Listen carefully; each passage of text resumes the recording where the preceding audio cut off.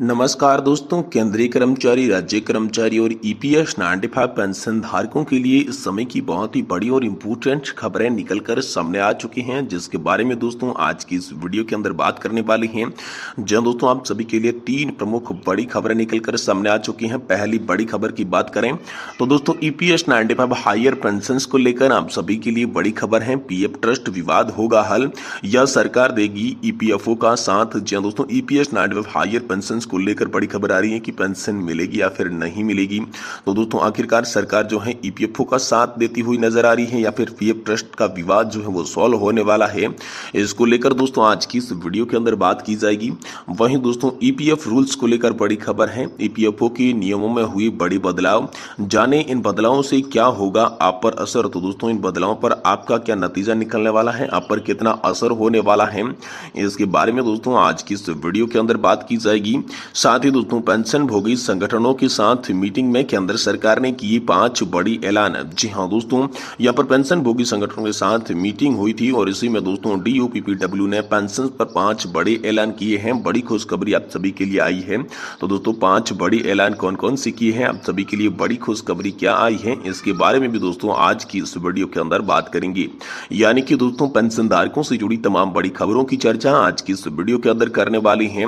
इसलिए आप सभी से निवेदन करते हैं कि दोस्तों आप सभी इस वीडियो को लास्ट तक देखें। साथ ही हमारे चैनल पर अगर पहली बार विजिट कर रही हैं तो दोस्तों चैनल को भी सब्सक्राइब कर लीजिएगा। तो चलिए बिना किसी देरी के आज की पेंशन पर आई तमाम बड़ी खबरों की जानकारी शुरुआत करते हैं।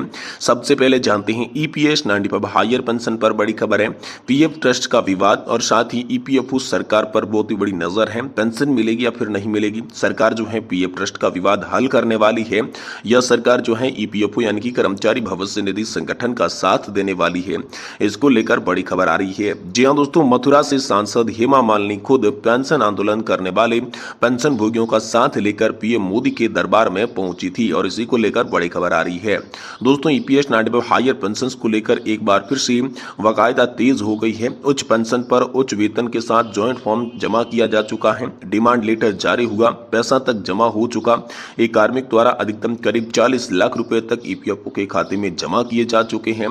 दोस्तों सेल के कर्मचारियों और अधिकारियों का पैसा वापस किया जा चुका है। पीएफ ट्रस्ट का विवाद है दोस्तों, इसके आधार पर बनाकर यहां पर जो है आप सभी के लिए कर्मचारी भविष्य निधि संगठन ईपीएफओ के खाते में जमा हुआ पैसा वापस कर दिया है। तो चुनाव की वजह से सारी वाकायदा जो थी वो थमी थी।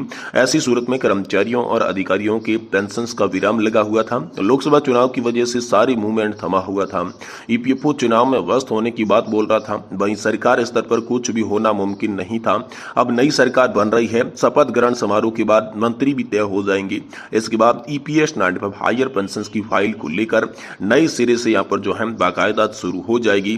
दोस्तों देखना यह है कि जिन लोगों का पैसा वापस किया गया है उन्हें सरकार से राहत मिलती है या ईपीएफओ के साथ सरकार खड़ी रहती है। पीएफ ट्रस्ट का मामला जब तक हल नहीं होता तब तक पेंशन मिलनी नामुमकिन है। दोस्तों ईपीएस 95 7,500 रुपए की गुहार लगाई गई। वहीं दोस्तों न्यूनतम पेंशन में 1,000 रुपए को 7,500 करने की फिर से मांग तेज होगी। पिछली मोदी सरकार से आश्वासन मिलता रहा लेकिन पेंशन नहीं बढ़ी। मथुरा से सांसद हेमा मालिनी खुद पेंशन आंदोलन करने वाले पेंशन भोगियों को साथ लेकर पीएम मोदी के दरबार में पहुंची थी, बावजूद इसके कोई रिजल्ट नहीं निकला था। अब देखना होगा कि ये एक बार फिर से पेंशनर्स की पुकार सुनी जाएगी या मायूस किए जाएंगे। फिलहाल सरकार गठन के बाद ही कुछ बात इसकी जो है आगे बढ़ पाएगी। ऐसी आप सभी के लिए बड़ी खबर निकलकर हाल फिलहाल में सामने आ चुकी है। वहीं दोस्तों ईपीएस रूल्स को लेकर बड़ी खबर है। जी हां दोस्तों, ईपीएफओ की नियमों में हुई बड़ी बदलाव। जानिए दोस्तों इन बदलावों से आप लोगों पर क्या बड़ा असर पड़ने वाला है। दोस्तों नियमों में आई बदलाव को मद्देनजर रखते हुए हम आपको बताना चाहते हैं कि कर्मचारी भविष्य निधि संगठन ने कर्मचारियों और खाता धारकों के लिए ऑटो सेटलमेंट फीचर को लॉन्च किया है। अर्थात कर्मचारी भविष्य निधि नियम के तहत आवास और नियम 68 के तहत शिक्षा विभाग के लिए ऑटो सेटलमेंट सेटलमेंट की सुविधा शुरू की गई है। इस नए फीचर की मदद से अब दोस्तों 1 लाख रुपए तक का कोई भी दावा बिना किसी मानवीय हस्तक्षेप के खुद का प्रोसेस हो जाएगा। यानी इसके लिए आपको ज्यादा माथापच्ची करने की जरूरत नहीं होगी। इसका सीधा सीधा लाभ आप सभी कर्मचारियों और पेंशन धारकों को खातों के अंदर दोस्तों देखने को मिलेगा। साथ ही दोस्तों मल्टी लोकेशन क्लेम सेटलमेंट, जी हाँ दोस्तों, खाता धारकों की सुविधा को प्रथम प्राथमिकता देते हुए त्वरित गति से यहाँ पर जो है क्लेम दावों में समुचित निपटान हेतु ईपीएफओ दावा निपटान की प्रक्रिया को तेज करने के लिए मल्टी लोकेशन क्लेम सेटलमेंट को लॉन्च किया गया है, जिसकी मदद से देश की किसी भी कर्मचारी भविष्य निधि संगठन कार्यालय में जाकर आसानी से अपने क्लेम के दावे का निपटारा कर सकते हैं, इसका लाभ प्राप्त कर सकते हैं। साथ ही दोस्तों अपने खाता धारकों की सुविधा के लिए कर्मचारी भविष्य निधि संगठन ने ईपीएफ डेथ क्लेम विदाउट आधार सीडिंग फीचर को भी लॉन्च कर दिया है, जिसकी मदद से आधार सीडिंग के बिना ही डेथ क्लेम किया जा सकता है।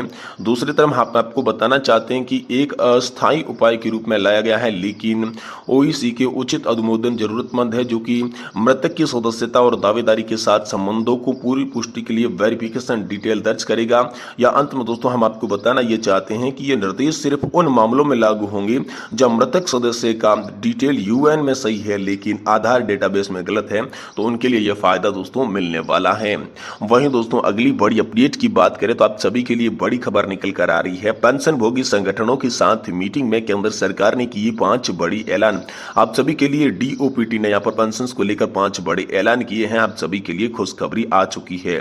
जी हाँ दोस्तों, केंद्रीय राज्य मंत्री डॉक्टर जितेंद्र सिंह जी ने कहा है कि जब से प्रधानमंत्री श्री नरेंद्र मोदी की अगुवाई में मई 2014 के कार्यभार संभाला, तब से बुजुर्ग नागरिकों और पेंशन धारकों की पेंशन पर विशेष रूप से महिलाओं के लिए एक के बाद एक पेंशन सुधार किए गए हैं। उन्होंने कहा है कि समाज में इन वर्गों का जीवन यापन को आसान बनाने के लिए टेक्नोलॉजी का उपयोग किया गया है।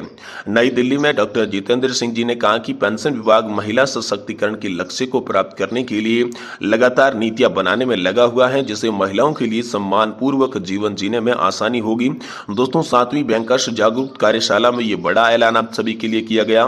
पेंशन और पेंशन भोगी कल्याण विभाग में महिला केंद्रित सुधारों पर जोर देते हुए डॉक्टर जितेंद्र सिंह जी ने कहा कि केंद्र सरकार के आदेश जारी किए गए हैं, जिसमें एक तलाकशुदा बेटी, जिस मामले में यदि माता पिता की मृत्यु से पहले तलाक की याचिका दायर की गई हो तो ऐसी बेटी पारिवारिक पेंशन के लिए पात्र होगी।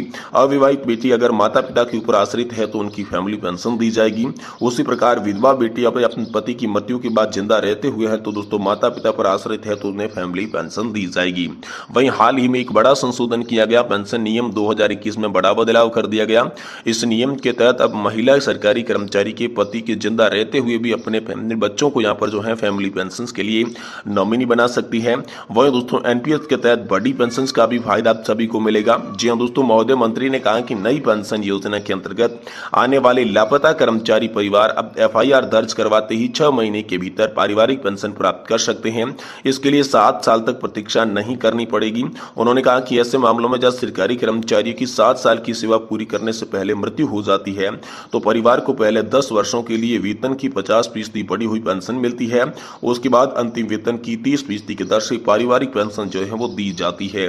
वहीं दोस्तों महोदय मंत्री ने कहा कि सभी के जीवन यापन आसान बनाने के लिए दिव्यांगों को आजीवन पेंशन का प्रावधान किया गया है। 25 साल की शर्त हटा दी गई है। अगर सरकारी कर्मचारी या फिर पेंशन भोगी दिव्यांग बच्चे हैं तो उनको लाइफ टाइम तक पेंशन दी जाएगी। वहीं दोस्तों डॉक्टर जितेंद्र सिंह जी ने कहा कि पेंशन भोगी अब आसानी से पेंशन प्रोवाइड की जाएगी। बैंकों को पीपीएफओ की मैनुअल कॉपी का इंतजार किए बगैर पेंशन शुरू करने के निर्देश दिए गए हैं। इसी के साथ पहले 3 फॉर्म भरने की प्रथा केवल एकल फॉर्म प्रस्तुत करना पड़ेगा।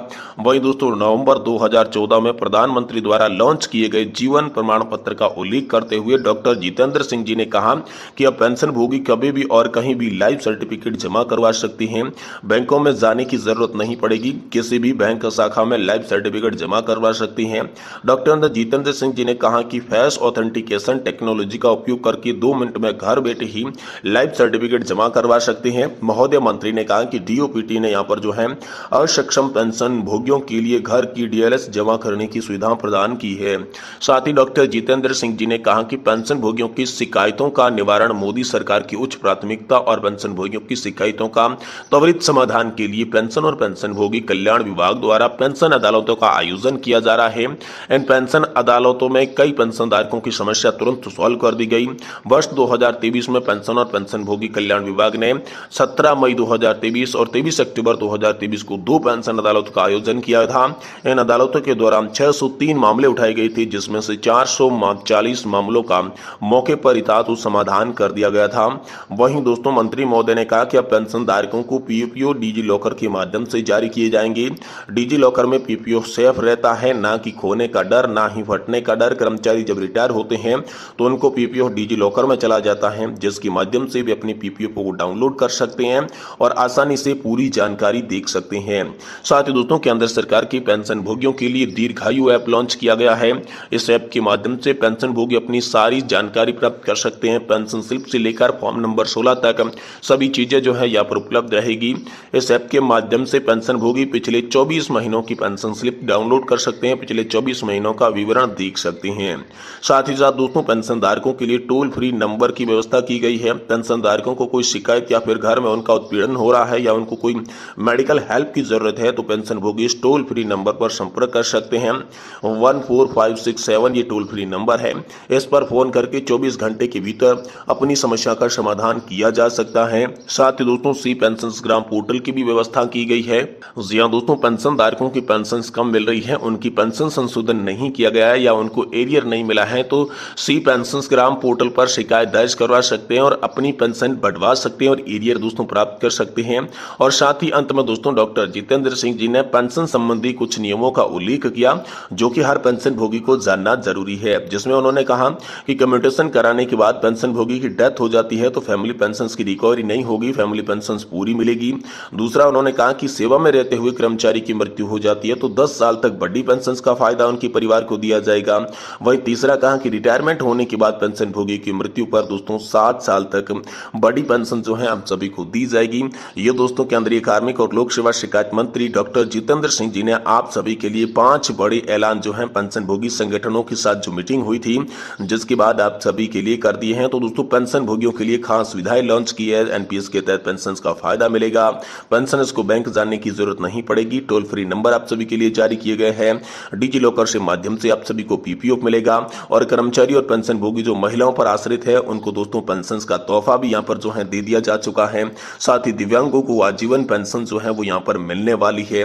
तो ये दोस्तों आप सभी के लिए बड़ी खबर हाल फिलहाल में जारी हुई है, जिसमें दोस्तों पेंशन भोगी संगठनों के साथ जो मीटिंग हुई थी जिसमें डीओपीटी ने दोस्तों आप सभी के लिए 5 बड़े जो है निर्देश जारी किए थे। आप सभी को 5 बड़ी खुशखबरियां दे दी है।